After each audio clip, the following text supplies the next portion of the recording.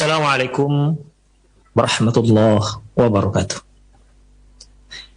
Innal hamdalillah nahmaduhu wa nasta'inuhu wa nastaghfiruh. Wa na'udzu billahi min shururi anfusina wa sayyiati a'malina may yahdihillahu fahuwal muhtad wa may yudlil falan tajida lahu waliyyan mursyida.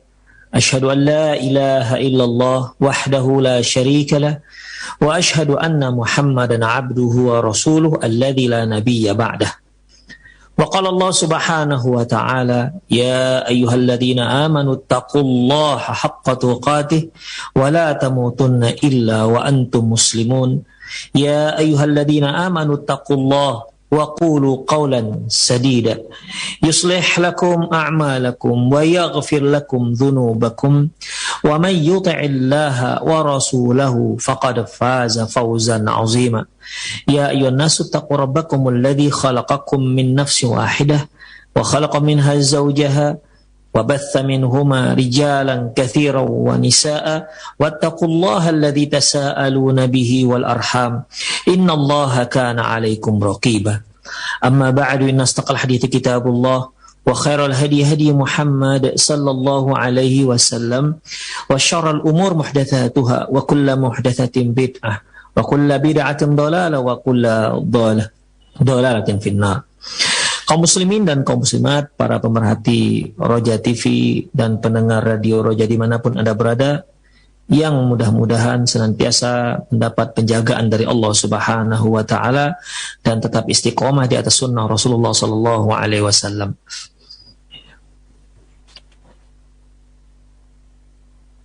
Para pemirsa sekalian, kita sudah membahas, ya, kita masih dalam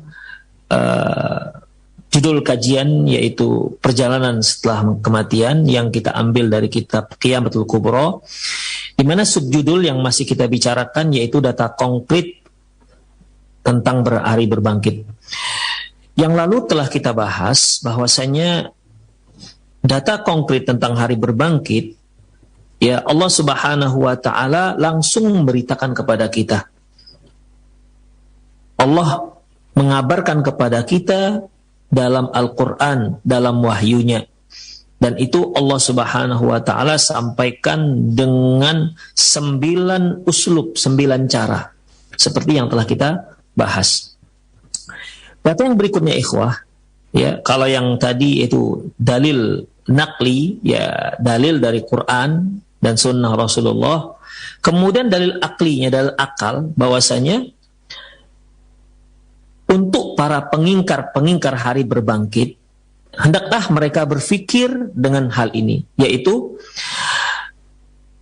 apabila Allah Subhanahu wa ta'ala, ya, apabila Allah Subhanahu wa ta'ala mampu menciptakan sesuatu yang tidak ada menjadi ada, tentunya akan lebih mampu lagi hanya untuk mengulangi. Kalau yang dari tidak ada Allah ciptakan menjadi ada, ini suatu hal yang mudah bagi Allah. Tentunya akan lebih mudah lagi Allah mengulangi sesuatu yang ada menjadi tidak ada, diulangi lagi menjadi ada. Lebih ringan. Ya. Jadi kalau ada yang mengatakan bagaimana mungkin Allah Subhanahu wa ta'ala membangkitkan tulang belulang yang sudah menjadi tanah, kita ingatkan saja kepada dia, memang sebelumnya Allah menciptakan manusia pertama itu bagaimana? Apakah ada susahnya? Di mana belum ada manusia sebelumnya, Allah ciptakan menjadi ada. Apalah susahnya bagi Allah untuk mengulanginya? Kemudian yang ketiga, yaitu data yang ketiga yang tidak bisa ditolak oleh para pengingkar hari berbangkit, yaitu kalaulah Allah Subhanahu wa ta'ala mampu menciptakan langit dan bumi, menciptakan matahari, menciptakan planet, menciptakan alam semesta yang ciptaannya tersebut jauh lebih luas, lebih rumit, lebih dan lebih semuanya. Apalah susahnya bagi Allah hanya menciptakan manusia yang merupakan hanya setitik dari seluruh makhluk Allah Subhanahu wa ta'ala. Mungkin jangan-jangan tak sampai setitik, lebih kecil daripada setitik. Kalau Allah Subhanahu wa ta'ala mampu menciptakan makhluknya yang jauh lebih luas, lebih rumit, ya, apalah susahnya bagi Allah untuk menciptakan makhluk yang jauh lebih mudah, jauh lebih mudah, jauh lebih kecil. Itu menunjukkan bahwasanya ikhwah rahimanallahu wa iyyakum, tidak ada susahnya bagi Allah Subhanahu wa ta'ala untuk membangkitkan manusia kembali setelah kematiannya. Kemudian yang keempat, Allah Subhanahu wa ta'ala menyebutkan bahwasanya Allah itu maha mampu untuk mengubah sesuatu dari satu kondisi ke kondisi berikutnya. Merubah sesuatu dari satu keadaan ke keadaan berikutnya, ya, tidak ada sulitnya bagi Allah Subhanahu wa ta'ala. Ini sudah kita bahas di kajian yang lalu. Baik. Dari yang poin 2, 3 dan 4, yaitu bahwasanya data konkret tentang hari berbangkit ini, yaitu pertama, ya kalau pertama tadi yaitu berita langsung dari Allah Subhanahu wa ta'ala, ini enggak kita bicarakan lagi karena sudah jelas, ya. Sekarang terkait dengan masalah akal, ya, dalil akal, yaitu yang Allah sebutkan, kalau Allah Subhanahu wa ta'ala mampu menciptakan dari sesuatu yang tidak ada menjadi ada, nggak susahlah bagi Allah untuk mengulangi kembali menjadi ada. Kalau Allah Subhanahu wa ta'ala mampu menciptakan makhluk yang jauh lebih besar, lebih rumit, apalah susahnya bagi Allah untuk menciptakan makhluk yang jauh lebih mudah. Kalau Allah Subhanahu wa ta'ala mampu merubah satu kondisi, suatu keadaan ke keadaan lainnya, ya, itu Allah mudah melakukannya. Ya, ini merupakan tiga poin ini, ikhwah, disebutkan Allah Subhanahu wa ta'ala dalam satu ayat. Saya ulangi, yaitu di mana Allah mampu menciptakan, mengulangi ciptaannya, di mana Allah Subhanahu wa ta'ala mampu menciptakan makhluk yang jauh lebih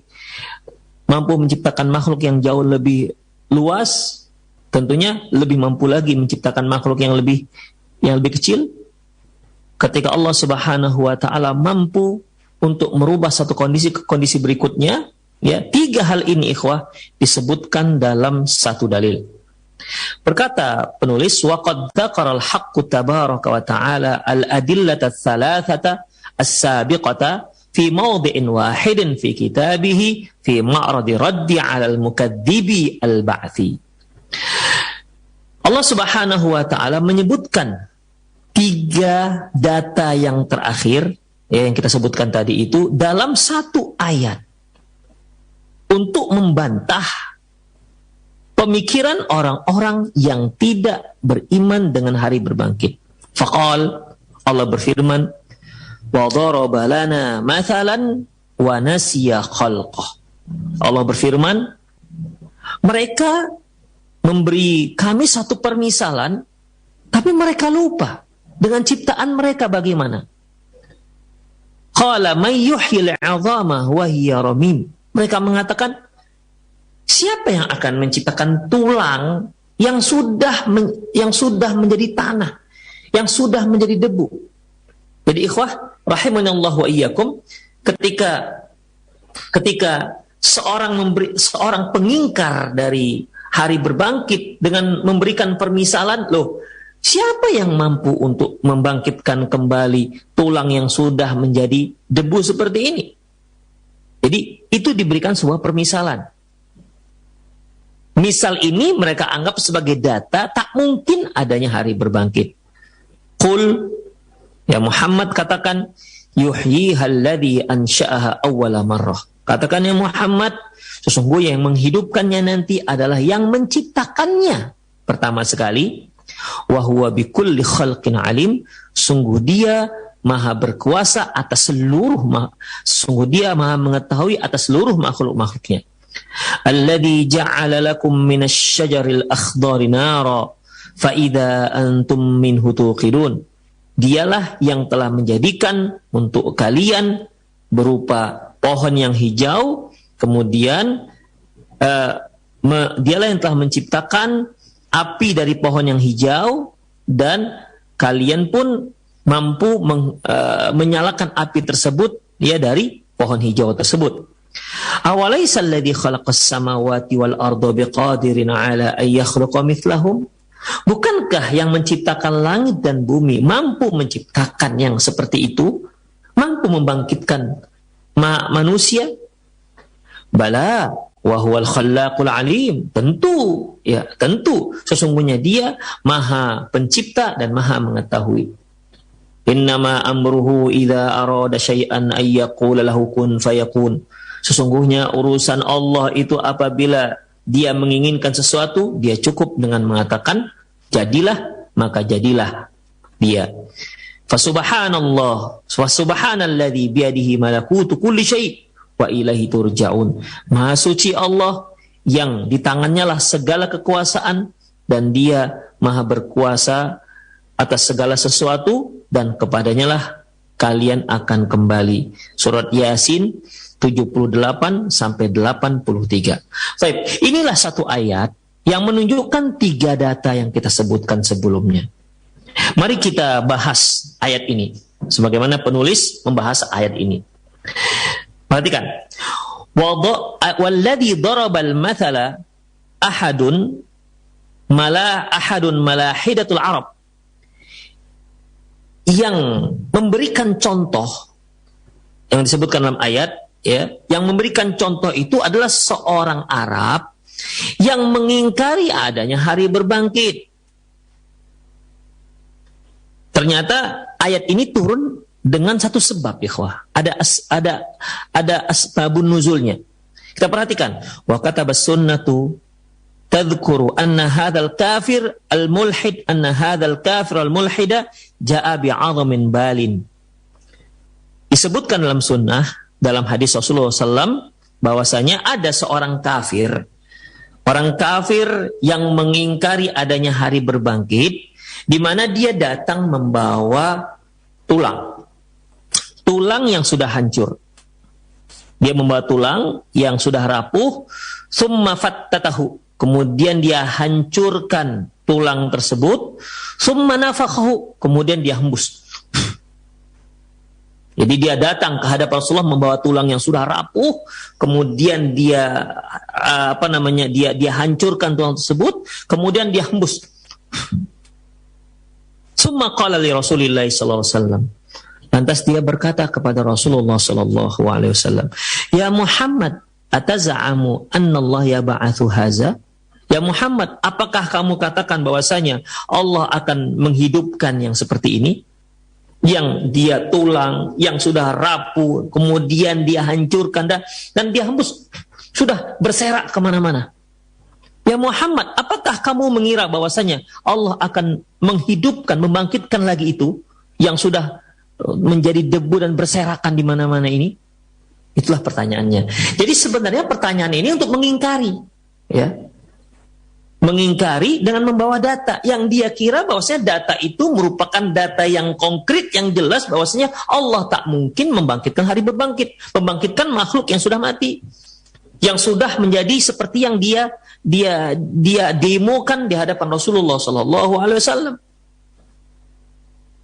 Fa anzalal haqqu tabaraka wa ta'ala hadhil ayah mu'ayyiran hadzal kafir bi jahlihi wa dhalalihi. Maka Allah Subhanahu wa ta'ala menurunkan ayat-ayatnya untuk mencela si kafir ini dikarenakan kebahlulannya, dikarenakan kesesatannya. Apa kata Allah? Wa daraba lana mathalan wa nasiya khalqah. Dia memberikan kami sebuah permisalan. Permisalan tadi itu, ikhwah, datang membawa tulang, dia hancurkan, kemudian tadi hancurkan, dia hembus dan berserakanlah menjadi debu, terbang entah kemana. Itu permisalan. Data dia yang dia mengatakan bahwasanya nggak akan mungkin Allah membangkitkan seperti ini. Wa daraba lana mathalan. Dia memberikan kami permisalan seperti itu. Wa nasiya khalqah. Tapi dia lupa tentang ciptaan yang pertama itu bagaimana. Demikian ikhwah rahimanallah wa iyyakum. Dan mengatakan qala may yuhyil 'idham wa hiya ramim. Dia katakan siapa yang bisa menghidupkan yang menghidupkan tulang yang sudah menjadi debu yang berserakan ini? Itu pertanyaannya, ikhwah. Fa innahu law kana labiban aqilan lam yas'al hadas su'al. Ini orang-orang bodoh, ya, yang datang kepada Rasulullah, si pengingkar hari berbangkit dengan memberikan data yang menurut dia hebat.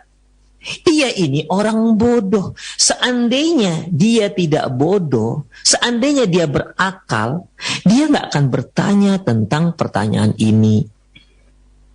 Lianna wujudahu wa khalqahu fi hadhil hayat yujibu 'ala su'al.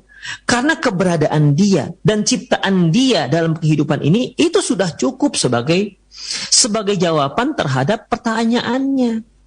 Demikian ikhwah, Anda bertanya, siapa yang bisa menghidupkan tulang yang sudah menjadi debu seperti ini?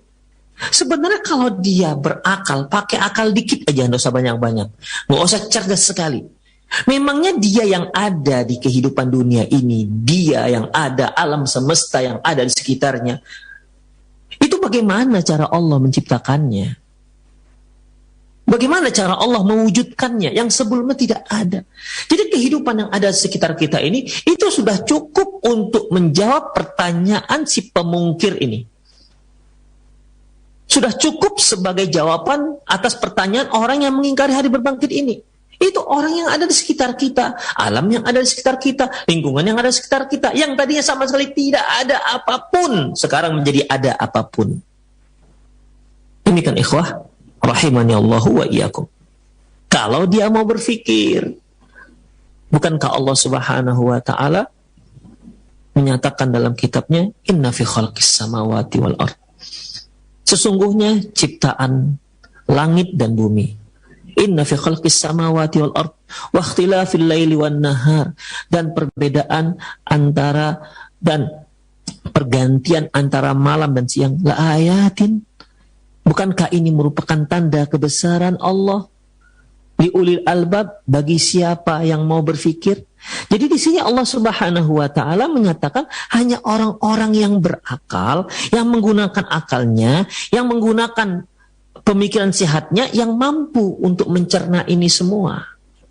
La ayatin, sungguh ini merupakan kebesaran Allah liulil albab, bagi siapa yang mau berpikir. Bagi orang yang berakal, yang nggak punya akal, yang nggak waras, dia nggak tahu ini semua merupakan tanda kebesaran Allah Subhanahu wa taala. Dia nggak tahu bahwasanya apa yang ada di sekitarnya itu merupakan tanda keagungan Allah Subhanahu wa taala. Tapi tidak bagi orang yang berakal. Tidak bagi orang yang berpikir. Ini semua merupakan tanda kebesaran Allah dan membuat dia semakin dekat, semakin tunduk, semakin hina di hadapan Allah Subhanahu wa taala. Waqad waddaha an-nasu hadzal ma'na alladhi ajmalahu fil bidayah. Dan Allah Subhanahu wa taala telah menjelaskan makna ini yang sebelumnya enggak dijelaskan dengan kalimat berikutnya, qul yuhyiha alladhi anshaha awwala marrah. Katakan ya Muhammad, sungguh yang menciptakan, yang kamu menurut pemikiran kamu itu enggak mungkin, ya, yang menciptakan itu adalah yang menciptakan dia sebelumnya. Kalau tulang ini tulang manusia, yang kamu katakan tidak akan mungkin Allah bisa menghidupkannya lagi, katakan ya Muhammad bahwasanya yang akan menghidupkannya adalah yang menciptakan manusia itu untuk pertama sekali. Kalau kamu datang membawa tulang sapi dan sudah menjadi debu yang kamu serak-serakkan, kamu terbangkan ke hawa, kemudian kamu katakan, siapa yang bisa menghidupkan ini lagi? Ya, maka jawabannya, loh, yang menghidupkannya yang telah menciptakan yang pertama sekali. Demikian. Nggak susah bagi sang pencipta untuk menghidupkan itu semua. Demikian ikhwah. Kul ansha'a awwala marrah. Katakanlah bahwasanya yang menciptakannya adalah yang menciptakannya. Yang menghidupkannya adalah yang menciptakannya pertama sekali. Wa huwa bikulli khalqin alim. Sungguh dia maha mengetahui atas seluruh makhluk-makhluknya. Ikhwah rahimani Allah wa iyyakum. Kalau kita melihat banyaknya para penemu-penemu, ya, kita nggak katakan pencipta, ya, penemu-penemu, seperti kalau kita bicara tentang penemu mesin uap misalnya, James Watt, ya, penemu mesin uap, penemu mesin diesel misalnya, siapa itu? Si Diesel ya, Rudolf Diesel, penemu mesin bensin misalnya, itu si Karl Benz ya, dan yang lain-lainnya ikhwah, ya, dan yang lain-lainnya. Mereka yang menemukan ini, yang tadinya sebenarnya ada ikhwah, tapi baru ditemukan, jadi bukan mencipta. Kalau mencipta itu ikhwah, ini yang menciptakan listrik misalnya, ya William Gilbert, yang menciptakan listrik, itu bukan menciptakan listrik. Listrik itu sudah ada, tapi baru dia temukan. Demikian. Mesin uap itu sudah punya kekuatan yang bisa menggerakkan sesuatu dengan tenaga, dengan power yang besar. Tapi baru ditemukan oleh si James Watt. Bukan dia tidak ada, ada. Dan yang ada itu sudah Allah ciptakan. Listrik sudah Allah ciptakan. Tadi tidak dikatakan penciptaan, tapi menemukan. Mereka yang tadinya punya teori, kemudian seperti William Gilbert ini ketika dia melihat kenapa kok plastik ketika digosok-gosok kemudian membuat bulu domba itu bergerak-gerak. Dia mikir ini pasti ada kekuatan sesuatu, ada gaya sesuatu yang ada di sini sehingga dia bisa membuat bergerak bulu domba tersebut. Dia teliti, dia temukanlah adanya listrik. Demikian ikhwah. Setelah dia temukan listrik, maka kan tinggal pengembangannya. Ya, tinggal pengembangan. Maka muncullah energi listrik dan lainnya ikhwah. Rahimani Allah wa iyyakum. Jadi ketika dia sudah menemukan yang tadinya tidak ada, telah dia temukan dan ada, kemudian untuk mengulangi lagi kan gak susah. Mereka yang pertama sekali si Rudolf Diesel itu yang dia yang menemukan mesin berkekuatan solar, diesel namanya, mesin diesel.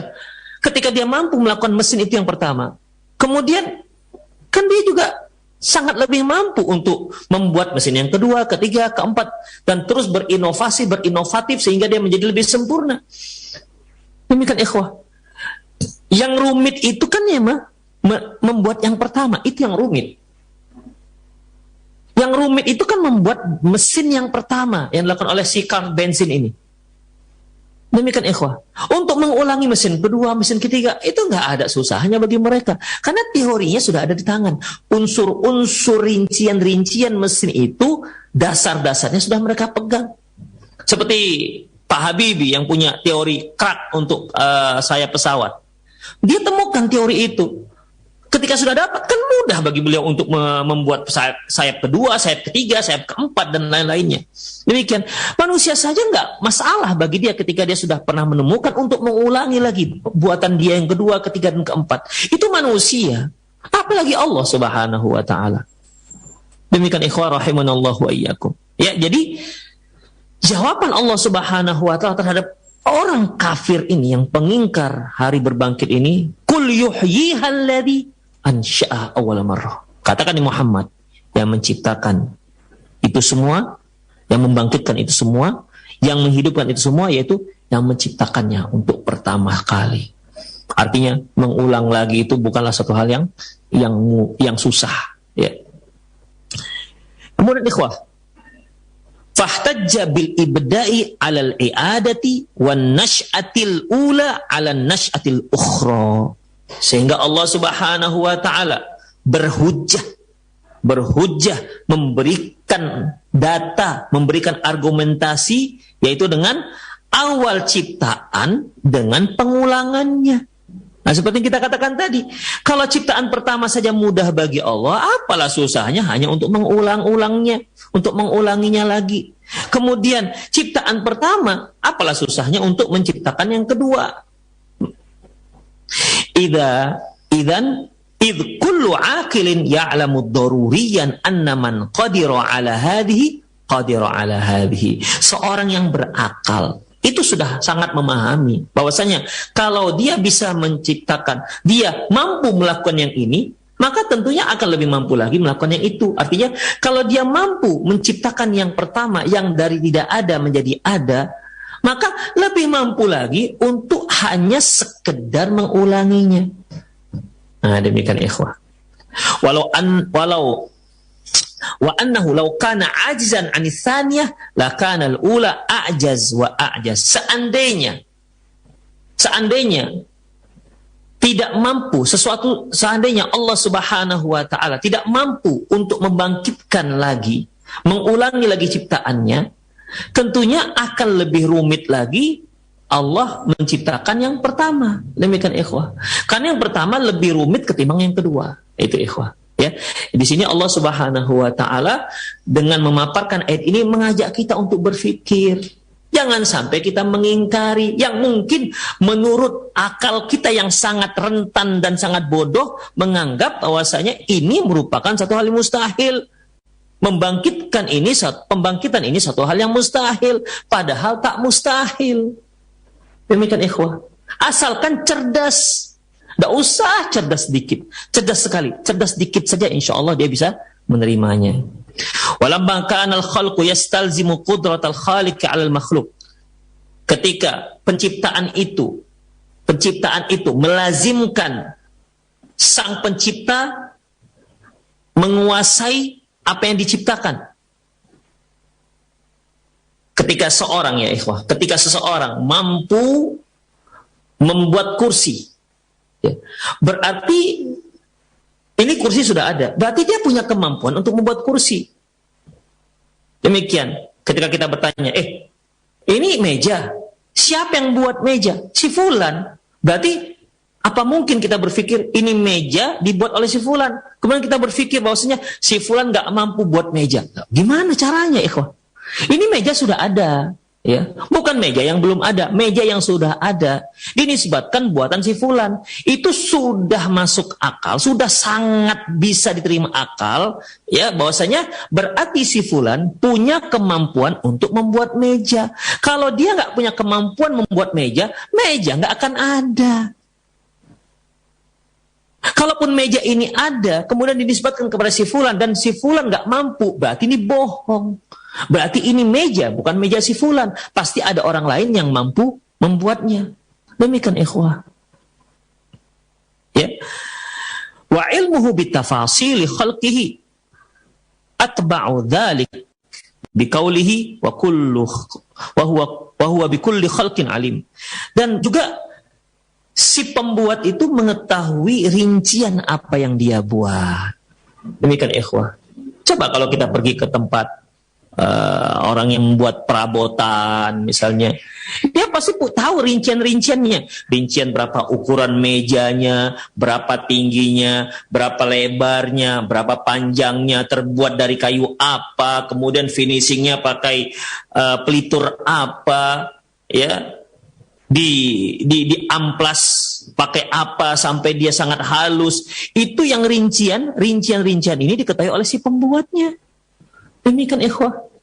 Jadi kalaupun misalnya meja ini rusak, patah atau lepas kakinya, sangat mudah bagi dia untuk memperbaiki karena dia tahu cara memasang kakinya, dia tahu.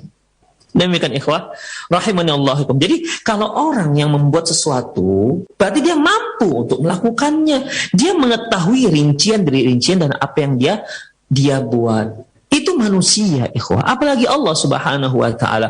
Allah yang menciptakan makhluk. Ya, lebih spesifik lagi, Allah yang menciptakan manusia. Allah tahu tentang rincian-rincian manusia. Semua sistem peredaran sel-sel peredaran darah, peredaran saraf yang sangat rumit dalam tubuh kita, itu diketahui oleh Allah detailnya.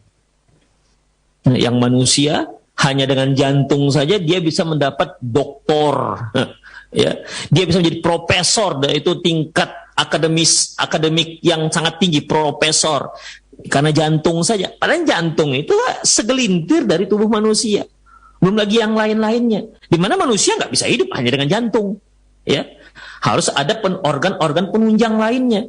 Demikian ikhwah. Allah Subhanahu wa taala mengetahui rincian-rinciannya. Wa fi anfusikum afala tubsirun. Pada diri kalian, tidakkah kalian lihat, kata Allah, tentang diri kalian itu? Coba kalian lihat, perhatikan tentang kejadian kalian. Yang kata Allah Subhanahu wa taala,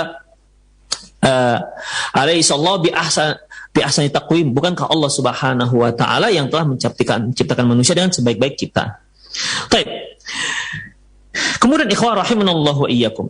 Allah mengatakan bahwasanya wa huwa bikulli khalqin alim, sungguhnya Allah itu maha mengetahui atas apa yang semua yang dia ciptakan. Demikian.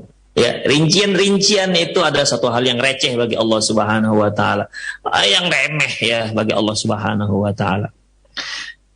Fahuwa alimun bitafasilil khalqil awal wa juz'iyatihi. Allah itu maha mengetahui tentang rincian ciptaannya yang pertama sekali dan bahagian-bahagiannya, wa mawadihi wa suratihi, dan unsur-unsurnya dan bentuknya.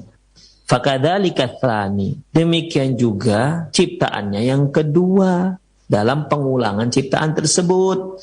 Fa idza kana tamul ilmi kamilul qudrati, apabila Allah Subhanahu wa taala tahu benar atas apa yang dia ciptakan dan maha mampu untuk melakukan, fa kaifa yata'adzaru alaihi ayyuhil 'azam wa hiya ramim. Lantas apa masalahnya?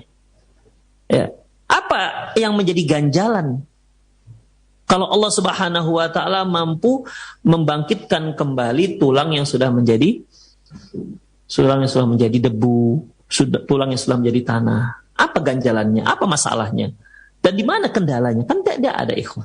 Kalau Allah Subhanahu wa taala maha mengetahui tentang rincian makhluk yang dia ciptakan, dan seluruh makhluk dia tahu rinciannya, dan Allah maha berkuasa untuk menciptakannya, apalah susahnya untuk menciptakannya kembali?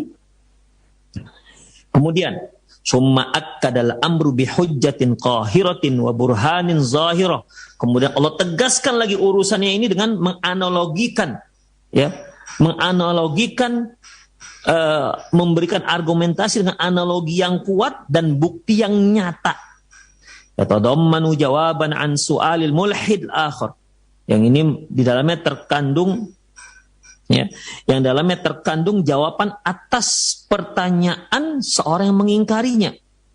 Yaqulu 'idham idza sarat ramiman adat tabi'atuha baridah yabisah. Nah, di sini Allah Subhanahu wa taala memberikan jawaban yang luar biasa, ikhwah. Ya. Bahwasanya mungkin orang yang mengingkari hal ini di dalam benaknya ada satu pemikiran. Apa yang dipikirkan? Bahwasanya tulang yang tadinya sudah menjadi tanah, hancur, kemudian kembali tabiatnya, ya, kembali tabiatnya menjadi dengan tabiat yang barid, yang baridah, dingin dan kering. Ya, tulang itu kan, ikhwah, sifatnya dingin dan kering. Ya. Wal hayatu la budda ayyakuna maddatuha hamiluha tabi'atun haratun rutubatun. Sementara yang namanya hidup, yang namanya kehidupan itu, ya itu unsur-unsur kehidupan itu, dan penggeraknya adalah, yang tabiatnya adalah unsurnya unsur panas dan ada panas dan dan lembab, ikhwah, basah. Nah, kalau kita lihat tulang apa saja, ikhwah, apa saja yang dia mati itu unsurnya adalah dingin dan kering. Sementara hidup itu unsurnya adalah unsurnya adalah panas dan basah. Seperti kita lihat, ya, kita lihat pohon itu kan basah dan dia hangat, ya. Ketika dia mati, bagaimana? Apa yang terjadi? Dia akan menjadi kering dan dia akan menjadi dingin. Manusia, ketika dia hidup panas, ada panasnya dan basah. Manusia ini setengahnya air atau sepertiganya air. Darah kita basah, keringat kita basah, semua basah, ya, basah, ikhwah. Ketika manusia mati, maka dia menjadi kering dan dingin, tidak lagi hangat. Makanya kalau seorang yang mati, dia suhu badannya rendah, ya, suhu badannya rendah, kemudian dan dia akan menjadi kering. Ya, jadi ini yang menyelinap dalam pemikiran mereka, si pengingkar adanya hari bangkit. Mereka katakan, loh, ini kalau sudah menjadi udah menjadi tulang, ini kan dan jadi tanah. Tanah itu sifatnya adalah dingin dan kering. Sementara apa bisa dari yang kering ini, yang sifatnya kering, kemudian berubah menjadi basah, yang tadi dingin berubah menjadi hangat. Nah, demikian ikhwah rahimanallahu wa iyyakum. Jadi itulah salah satu pemikiran yang mereka anggap suatu ilmiah, sehingga dengan keilmian yang mereka anggap bahwasanya ini konsep untuk mengingkari adanya hari berbangkit. Kemudian Allah bantah konsep itu. Ya. Fa fihi dalil jawab ma'an. Di sini Allah Subhanahu wa taala akan menunjukkan bukti dan jawabannya. Apa kata Allah? Alladzi ja'ala lakum minasy-syajaril akhdari nara. Dialah Allah yang telah menciptakan api untuk kalian dari pohon yang hijau. Fa'ida antum minhu tuqidun. Dan ternyata kalian menghidupkan api dari pohon tersebut. Coba ikhwah. Pohon, ya kita anggaplah kayu. Ya kayu itu kan unsurnya dingin dan kering. Ya, dingin dan kering. Baik.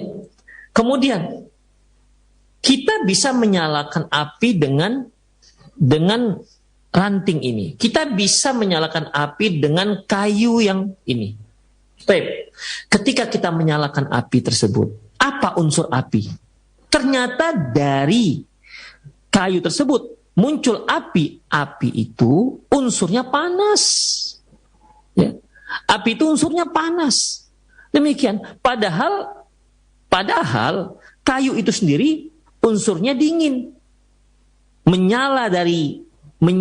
Muncul, timbul dari kayu yang kering tersebut satu zat yang sifatnya panas. Tuh. Ini untuk mengingkari mereka. Gak susah bagi Allah Subhanahu wa taala. Menciptakan yang dingin dari yang panas dari yang dingin itu bukan satu hal yang susah bagi Allah Subhanahu wa taala. Jadi di sini Allah Subhanahu wa taala membantah teori mereka itu, teori ciptaan yang dari dingin ke yang panas apa bisa? Enggak ada cerita, ikhwah. Itu semua mudah bagi Allah Subhanahu wa taala. Dan jawabannya itu ada di sekitar kita. Ya, ada di sekitar kita. Kalau Anda mengatakan gimana mungkin Allah menciptakan sesuatu yang kering menjadi basah? Ya, mudah saja ikhwah rahimanallahu wa iyyakum. Contoh apa lagi? Bibit misalnya, bibit kering tidak? Kita lihat bibit padi atau bibit corn jagung. Kering kan? Coba letakkan ke tanah. Biarkan beberapa waktu. Atau biji kedelai kacang hijau misalnya, biarkan di tempat yang basah. Apa yang terjadi? Dia akan tumbuh. Dari yang kering menjadi tumbuhan yang basah. Nggak ada susahnya bagi Allah Subhanahu wa ta'ala. Apa yang ada di sekitar kita itu sudah cukup menjadi jawaban akan Allah Maha berkuasa membangkitkan makhluknya.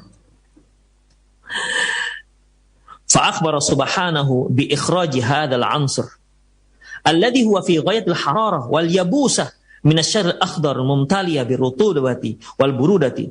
Allah Subhanahu wa taala menceritakan kepada kita bagaimana Allah mengeluarkan unsur ini, yaitu benda yang sangat panas dan benda yang sangat panas dan sangat kering. Ya, api itu kan kering, ikhwan.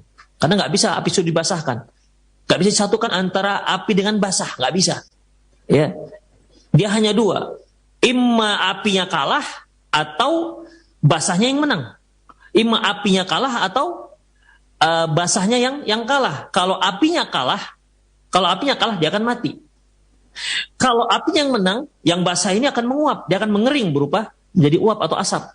Demikian ikhwah. Allah Subhanahu wa taala menceritakan kepada kita, membantah ini orang-orang dengan teori-teori dia yang menganggap dengan teori itu enggak bisa Allah membangkitkan makhluknya. Apa kata Allah Subhanahu wa taala? Sungguh Allah Subhanahu wa taala memberikan permisalan hidupnya api di kayu. Kayu yang hijau. Muncul dari kayu yang hijau itu yaitu berupa api. Api ini sifatnya sangat panas dan sangat kering. Dari mana asalnya? Dari kayu yang hijau yang basah, wal burudah dan dingin. Demikian ikhwah. Falladhi yakhruju syai' min ad-diddihi. Yang keluar dari kayu tersebut unsurnya lawan daripada kayu itu sendiri. Ya, sifatnya, sifat yang muncul dari kayu tersebut api yang muncul dari kayu sifatnya lawan daripada sifat kayu tersebut. Demikian ikhwah rahimani Allah wa iyyakum. Kemudian summa akkada hadza bi akhdhi dalalati min asy-syai'il ajal min asy-syai'il ajali al-a'zam wa 'ala al-aisar al-asghar. Kemudian Allah Subhanahu wa taala menegaskan lagi tentang hal ini, menguatkan lagi hal ini, yaitu tentang hari berbangkit ini dengan mengambil data, mengambil argumentasi dari sesuatu yang sifatnya agung, sifatnya lebih besar, ya, sifatnya lebih rumit terhadap yang sifatnya lebih mudah dan lebih kecil. Fa inna kulla aqilin ya'lamu anna man qadira 'ala al-'azimil jalili fa huwa 'ala ma dunahu bikathirin aqdaru wa aqdaru. Dan seorang yang berakal mengetahui apabila seorang itu mampu untuk melakukan sesuatu yang besar, sesuatu yang berat, yang besar, tentu dia akan mampu untuk melakukan sesuatu yang lebih kecil daripada itu. Artinya, ikhwah, waqad qadira ala hamli qintar fahuwa ala hamli waqiyah asyaddu iqtidar. Kalau seorang mampu mengangkat yang berat, berarti dia pasti akan lebih mampu lagi untuk mengangkat yang ringan. Itu akalnya, akal yang cerdas itu begitu ikhwah. Ketika seorang mampu mengangkat beras yang 1 goni itu beratnya 30 kilo, kira-kira mampu nggak dia mengangkat beras yang dalam goni yang ukurannya 10 kilo? Semua orang pasti mengatakan, ya tentu uang beras 30 kilo saja mampu dia angkat, apalagi hanya 10 kilo. Nah, demikian ikhwah. Makanya Allah berargumentasi dengan ini. Apa kata Allah dalam ayat berikutnya? Awalaisal ladzi khalaqas samawati wal arda biqadirin ala ay yakhluqa mithlahum? Bukankah Allah yang menciptakan langit dan bumi itu lebih berkuasa untuk menciptakan yang seperti mereka? Apa susahnya? Fa akhbara anna alladzi abda'as samawati wal arda ala jalalatihima wa 'azami sya'nihima wa kibari ajsamihima wa wus'atihima wa ajib khalqihima aqdaru alaihi ay yuhya 'idhaman qad sarat ramiman. Allah menyatakan, mengabarkan bahwasanya Allah yang menciptakan langit dan bumi dengan keagungannya, dengan kebesaran, dengan besarnya bumi tersebut, dengan bagaimana luas dan mengagumkan dan sangat yang Allah menciptakan dengan ciptaan yang sangat mengagumkan itu, ciptaan yang ajib, yang sangat aneh ya. Ciptaan yang ajib, di mana kalau Allah sebutkan langit itu atap kalian, tapi coba lihat ada nggak tiangnya, lihat ada nggak penyangkutnya, kan tidak ada. Ini langit dan bumi Allah Subhanahu wa taala dengan ciptaan yang sangat luar biasa. Kalau itu mampu Allah ciptakan, kira-kira mampu nggak Allah menciptakan lagi tulang yang sudah menjadi tanah? Semua orang berakal akan mengatakan bala, tentu. Hanya orang yang mengingkari matahari yang terbit di siang bolonglah yang bisa mengingkari ini. Ya, mereka yang mengingkari hal ini sama seperti mengingkari matahari yang terbit di siang bolong. Dia berupaya menutupi matahari tersebut dengan tangannya, dengan telapak tangan yang mungil. Tak akan mampu dia tutupi sinar matahari tersebut. Ya. Kemudian farayarudduha ala halatiha al-ula. Kemudian Allah kembalikan dia tulang yang sudah jadi tanah itu Allah kembalikan ke ciptaan yang pertama, yaitu manusia. Kemudian ya, ini Allah berikan apa? Penguat. Ya, penguat. Yang pertama tadi penguatnya yaitu hujahnya itu Allah Subhanahu wa taala Maha mampu untuk menciptakan, untuk mengembalikan ciptaan yang pertama seperti penciptaan yang pertama. Kemudian Allah kuatkan lagi bahwasanya dengan bukti yang nyata bahwasanya Allah mampu menciptakan unsur yang menciptakan unsur yang berbeda dari asalnya, seperti api tadi. Api yang sifatnya kering sangat panas ternyata berasal dari ciptaan Allah yang sifatnya basah dan sifatnya dingin. Kemudian Allah tegaskan lagi bahwasanya Allah Subhanahu wa taala mampu menciptakan yang lebih besar. Apalah susahnya menciptakan yang lebih kecil. Kemudian summa akkada tabaraka wa taala. Kemudian Allah tegaskan lagi, Allah kuatkan lagi argumentasi ini, yaitu dzalika wa bayyanahu bi bayanil akhar, dan Allah jelaskan dengan penjelasan yang lain, bahwa anna fi'lahu laisa bimanzilati ghairi, bahwasanya melakukan itu semua, Allah yang melakukan itu semua enggak sama seperti manusia yang melakukannya. Ya. Alladzi yaf'alu bil alati wal kulfati wan nasabi wal masyaqqati. Di mana kalau yang lain itu, kalau dia melakukan sesuatu, dia perlu alat, dia perlu biaya, dia harus susah, dia butuh apa, dia dengan bersusah payah melakukannya. Wala yumkinul istiqlalu bi fi'li, enggak mungkin dia sendiri-sendiri melakukannya tanpa ada alat apapun. Demikian ikhwah. Nggak usah jauh-jauh ketika kita membajak sawah, ketika kita mau menanam padi misalnya. Bisa kita tanam padi tanpa ada alat apapun. Membajak tanah, bisa kita membajak tanpa apapun, dengan jari jemari kita itu ya kita korekin begitu tanah. Nggak bisa, kita butuh alat. Dari mulai alat yang paling tradisional yang mungkin pakai batu, sampai alat yang paling modern dengan cara mesin bajak, itu semua alat. Kalau nggak bisa, ikhwan. Itu merupakan pesawat-pesawat yang bisa memudahkan kita dalam melakukan pekerjaan kita. Tidak seperti itu Allah Subhanahu wa taala. Allah nggak butuh dengan ini semua. Ya. Allah nggak butuh dengan ini semua. Seorang yang membuat kursi, bisa dia buat kursi tanpa alat dengan hanya tangannya. Dia belah kayu dengan tangannya, dengan gigitannya, begitu bisa? Ya tidak. Dia butuh gergaji untuk membilah-bilah kayu tersebut. Kemudian untuk melekatkannya, dia butuh paku. Demikian. Apa mau dia lekatkan itu dengan air liur? Nggak akan bisa rekat. Ya, manusia bisa, tapi dia lakukan itu dengan banyak kesusahan, kesulitan. Butuh alat. Makanya Allah katakan, Allah menciptakan ini semua tidak sama seperti yang lain. Ya. Kalau yang lain, makhluk Allah menciptakan, apa yang dia ciptakan, apa yang dia buat, itu dengan alat, dengan banyak bantuan-bantuan dari sesuatu yang lain. Ya, adapun Allah Subhanahu wa taala tidak. Bal budda ma'ahu min alatin mu'in. Manusia itu kalau berbuat sesuatu harus dia punya alat untuk membantu dia. Bal yakfi fi khalqihi lima yuridu ay yakhluqahu wa yukawwinuhu nafsu iradatihi wa qawlihi lil mukawwina kun. Tapi Allah Subhanahu wa taala ketika dia ingin menciptakan sesuatu, dia nggak butuh apa-apa, nggak butuh alat, nggak butuh apapun. Bahkan cukup Allah katakan kun, jadilah, fayakun, jadi. Nggak susah payah, ikhwan. Ya, nggak susah payah. Kita mau melakukan sesuatu yang paling simpel sekalipun butuh susah payah. Ya. Walaupun kita nggak susah, tapi tetap harus ada sesuatu yang kita lakukan supaya itu jadi. Apa yang ada sekitar kita ini, misalnya mikrofon. Bisa mikrofon ini jadi gitu saja tanpa ada alat. Baju, kacamata, meja, semuanya ya menggunakan alat penolong kita untuk membuatnya. Tapi Allah tidak, ikhwah. Ya, Allah tidak. Nggak susah bagi Allah. Cukup dengan kun fayakun. Jadilah, maka dia pun jadi. Makanya Allah katakan, innama amruhu idza arada syai'an ayyaqul lahu kun fayakun. Sungguhnya urusan Allah itu kalau dia inginkan, Allah mengatakan kun, jadilah, fayakun, maka jadilah dia. Gak sulit, ikhwah. Hanya mengatakan kun. Apa yang Allah mau? Apapun yang Allah mau, Allah gak susah.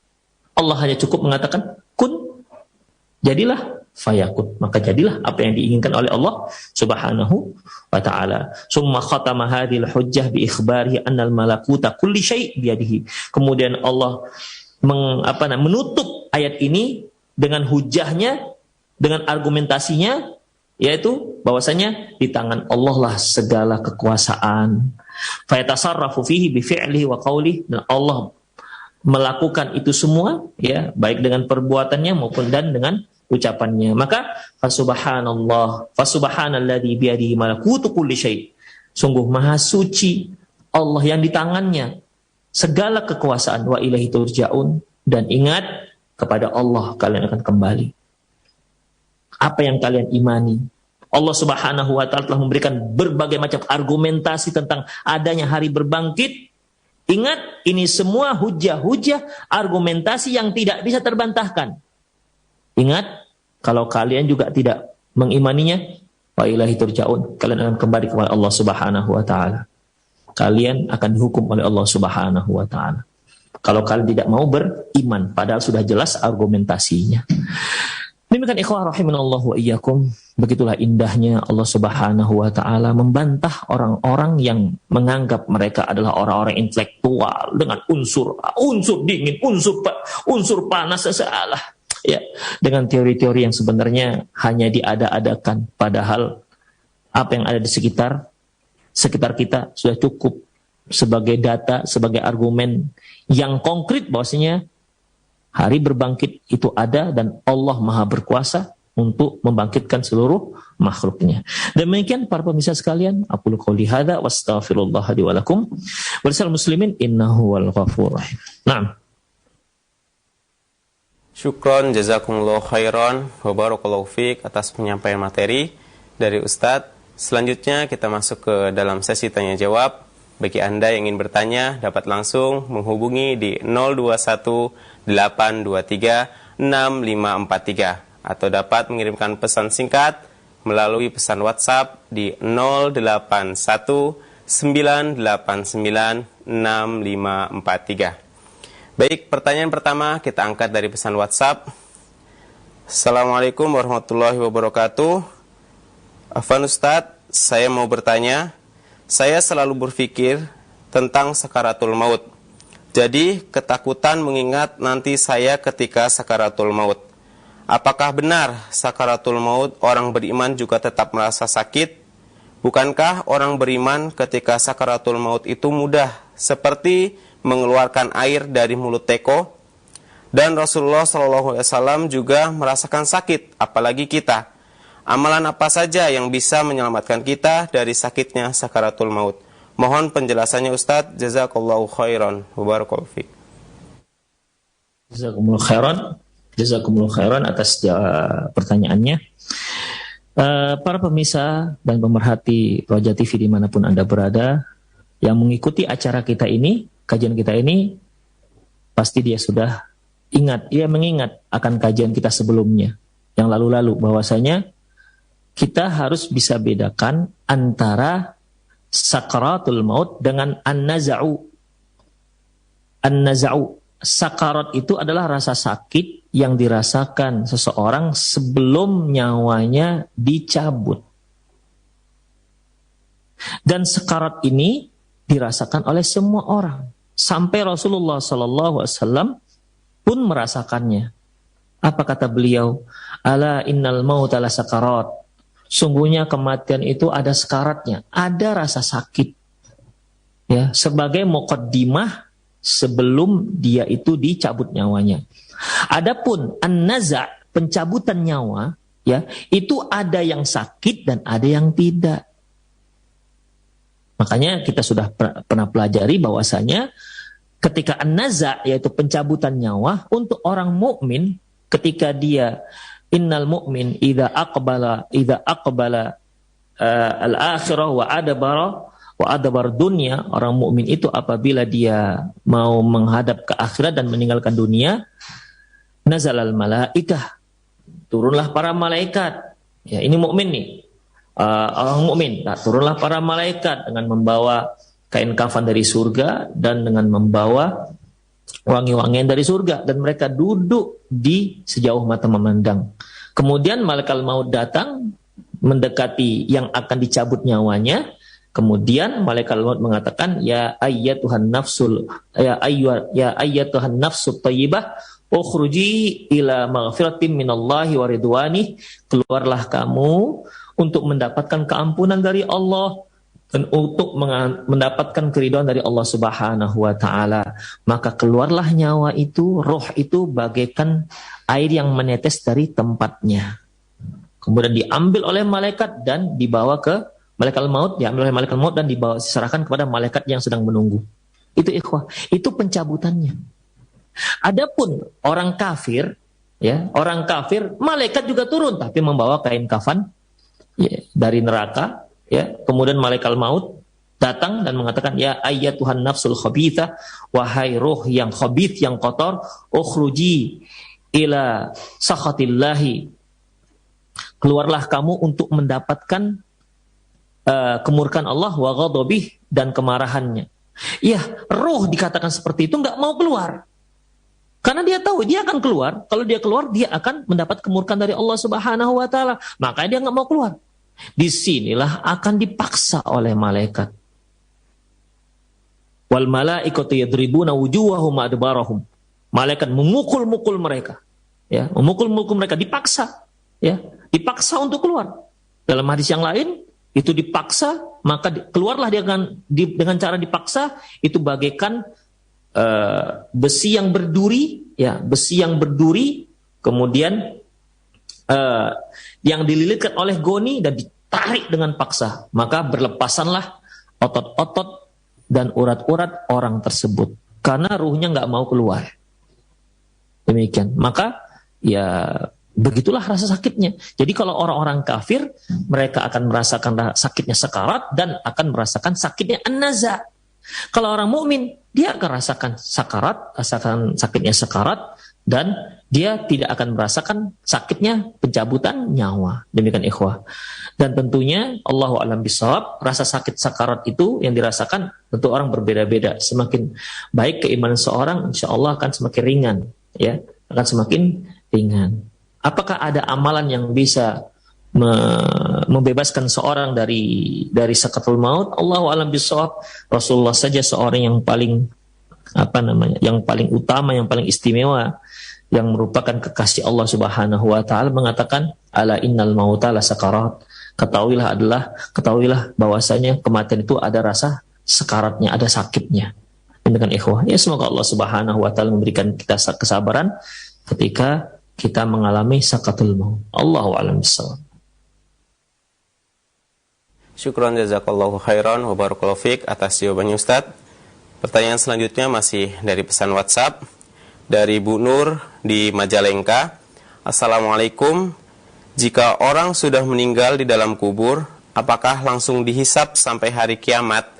Dan apakah umat Islam akan masuk surga setelah dihisap? Kemudian amalan apa saja yang menolong kita saat dihisap? Syukron barakallahu fiik. Barakallah. Allahu a'lam bishawab. Hisab itu tidak ada di alam kubur. Ya, insyaallah kita akan terus mengikuti perjalanan manusia setelah kematian sampai hari hisab. Hisab, Allahu a'lam bishawab, sepengetahuan saya hanya ada nanti di hari kiamat, tidak ada di kubur. Di kubur, ya, di kubur hanya ada pertanyaan, 3 pertanyaan. Marabbuka, wa ma nabiyuka, wa man nabiyuka, wa ma dinuka. Mereka yang berhasil menjawab, maka dia akan mendapatkan nikmat kubur, dan mereka yang nggak bisa menjawab, mereka akan mendapatkan azab kubur. Demikian. Muncul pertanyaan, loh, bagaimana dengan orang-orang yang dahulu pada zaman Nabi Nuh yang meninggal yang mendapat azab kubur? Berarti azab kuburnya lebih lama ketimbang orang-orang yang meninggal ketika hari kiamat. Bukankah Rasulullah katakan bahwasanya seburuk-buruk manusia adalah mereka yang menyaksikan langsung hari kiamat, seburuk-buruk manusia. Berarti yang meninggal di hari ketika mereka mati di hari kiamat, tiupan sangkakala yang pertama, mereka sebentar dong azab kuburnya. Ikhwah, itu kan kalau kita menganalogikan dengan masa dan waktu yang kita sekarang. Kita sering tekankan bahwasanya ketika seorang itu sudah masuk ke alam kubur, itu tidak sama lagi dengan alam dunia. Ya. Kalau di alam dunia ada memang waktu hukuman, di penjara 5 tahun, 6 tahun, yang tentunya yang mendapat vonis penjara 6 tahun lebih lama ketimbang yang 5 tahun. Tapi ini di dunia, di alam kubur nanti akan berbeda. Alamnya sudah berbeda. Ya. Sudah berbeda. Tidak lagi terkait dengan masa waktu seperti kita di dunia, ikhwah. Rahimani Allahu wa iyyakum. Ya. Itu ikhwah. Tidak lagi sama seperti di dunia. Dari mulai datangnya malaikat, disuruhnya ini orang duduk untuk menjawab, itu saja sudah jadi perbedaan. Kita ketahui bahwasanya jasad itu dimasukkan ke dalam kuburan, kan tempatnya pas-pasan. Dan Allah Subhanahu wa taala, Rasulullah mengatakan bahwasanya ini ruh akan dikembalikan ke jasadnya. Kemudian datang dua malaikat aswadani azraqan yang warnanya biru kehitam-hitaman dan fayujlisanihi, dan menyuruh dia duduk. Menyuruh dia duduk. Kalau kita pikir-pikir, di mana tempat duduknya? Gimana cara dia duduk? Padahal nyawa dikembalikan ke jasad. Coba bayangkan. Nyawa dikembalikan. Yang namanya kembali itu kan berarti ke tempat dia semula. Ya jasad yang kita kuburkan, yang telah kita kebumikan, itu kan jasadnya dikembalikan. Tapi disuruh duduk. Gimana duduknya? Oleh karena itu, ikhwah rahimanallahu wa iyyakum, ketika sudah masuk alam barzakh, ini semua sudah ilmu ghaib yang tidak ada yang mengetahuinya kecuali hanya Allah Subhanahu wa taala. Demikian ikhwah. Jadi kalau dia dihisab, ya, diazab, dia akan diazab, tapi waktunya tidak bisa kita analogikan dengan waktu kita sekarang. Kemudian apalah amalan yang bisa meringankan hisab? Allahu a'lam bishawab, nggak ngerti. Ya, semoga nanti ketika kita sampai pada masalah hisab, semoga penulis ada menyebutkan amalan-amalan yang bisa meringankan hisab. Allahu a'lam bishawab. Para pemirsa sekalian dan pemerhati Roja TV dan pendengar Radio Roja dimanapun Anda berada, sampai di sini saja pertemuan kita. Semoga sedikit yang disampaikan tadi bermanfaat, ya, untuk lebih menguatkan keyakinan kita terhadap hari berbangkit. Ya, tentunya semakin kuat kita terhadap meyakini diri kita terhadap hari berbangkit, tentunya sebagai refleksinya adalah bagaimana persiapan kita dalam menghadapi hari berbangkit tersebut. Kita yang masih di dunia inilah yang masih punya kesempatan untuk persiapan menghadapi hari berbangkit. Jangan sampai kita menyesal setelah Allah Subhanahu wa taala mengutus malaikat maut untuk mencabut nyawa kita. Sekaranglah saatnya untuk kita berubah, untuk semakin takwa, semakin dekat dengan Allah Subhanahu wa taala. Semoga Allah Subhanahu wa taala memberikan kita kemudahan dalam mentaati dan dalam mendekati Allah Subhanahu wa taala. Demikian para ikhwah, sampai di sini saja saya undur diri. Wabillahi taufik. Aku qouli hadza wa astaghfirullah li wa lakum. Wasal muslimin innahu al-ghafurur rahim. Wa sallallahu ala nabiyina Muhammad wa ala alihi wa ashabihi ajmain. Wa akhiru da'wana alhamdulillahirabbil alamin. Assalamualaikum warahmatullahi wabarakatuh. Syukron jazakumullahu khairan wa barakallahu fiik atas penyampaian ilmu yang semoga bermanfaat bagi kita semuanya. Ikhwatal fillah, berakhir sudah perjumpaan kita pada pagi hari ini. Kami segenap kru yang bertugas mohon maaf apabila ada kesalahan. Kami undur diri. Billahi taufik. Subhanakallahumma wa bihamdika asyhadu an la ilaha illa anta astaghfiruka wa atubu ilaik. Assalamualaikum warahmatullahi wabarakatuh.